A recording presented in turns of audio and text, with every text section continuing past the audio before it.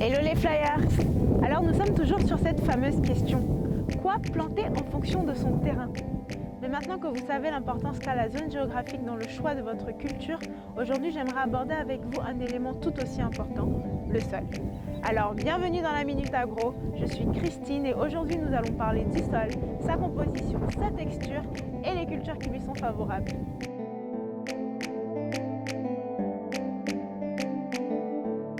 Le sol est le réservoir de nourriture de la plante. Il est constitué d'argile et d'humus. L'argile contient la partie minérale, c'est-à-dire tout ce qui permettra à la plante de se nourrir. Quant à l'humus, il contient la partie organique, ce qui permet de faciliter l'acheminement de la nourriture vers la plante, grâce au vers de terre notamment. Lorsqu'on fait une analyse de sol, on détermine la quantité de sels minéraux et la capacité de cette nourriture à être disponible pour la plante.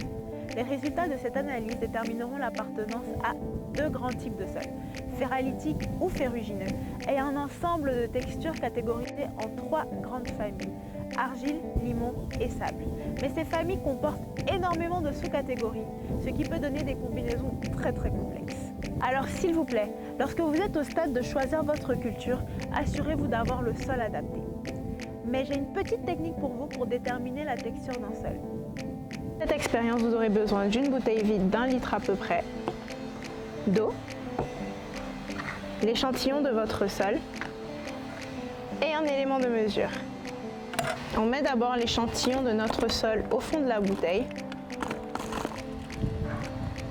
On remplit la bouteille avec notre eau. Il faut que le mélange soit homogène.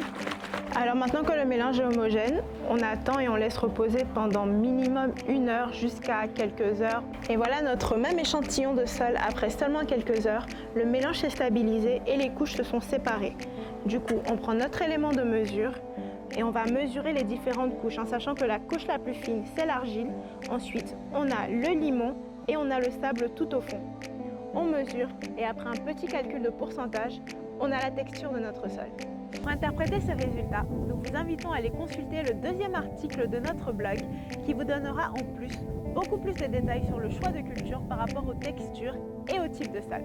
Mais n'oubliez pas que vous pouvez aussi consulter notre équipe d'ingénieurs agronomes, toujours disponible par téléphone ou par email, pour répondre à vos questions, vous donner des conseils et vous accompagner dans vos différents projets. Merci de nous avoir écoutés et on se retrouve la semaine prochaine dans notre 3e épisode pour parler de comment le sol nourrit la plante. À mercredi prochain les flyers!